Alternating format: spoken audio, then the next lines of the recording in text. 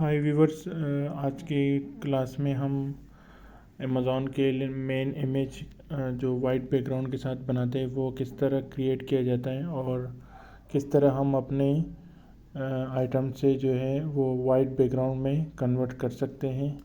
जैसे कि आप लोग ये देख सकते हैं, ये एक आइटम का पिक्चर हमने लिया हुआ है और इसका मैं अभी आप लोगों को फ़ोटोशॉप में दिखाऊंगा कि किस तरह से आप इसका बैकग्राउंड वाइट कर सकते हैं।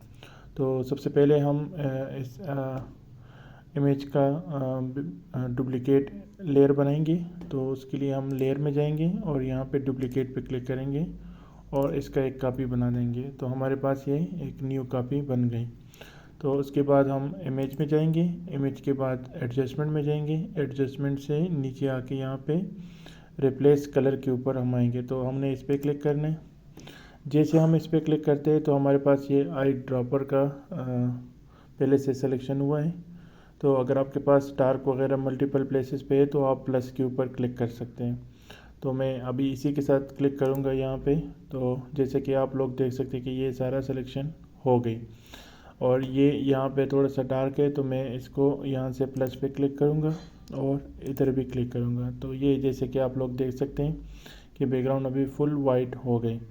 तो अभी मैं यहाँ पे जो फ्यूनेस जो है वो मैं 65 64 रखूँगा। आप अपने हिसाब से इसको ऊपर नीचे कर सकते हैं अकॉर्डिंगली आपके इमेज के जो बैकग्राउंड कलर है उस हिसाब से आप इसको ऊपर नीचे कर सकते हैं। और अभी आप लाइटनेस पे आएंगे और लाइटनेस के साथ अभी ये आप देख सकते हैं कि ये ग्रे कलर में शो हो रहा है। तो अभी मैं इसकी सिलेक्शन हो गई तो मैं क्या लाइटनेस इम्प्रूव करूँगा, तो मैं इसको आगे ले जाऊँगा।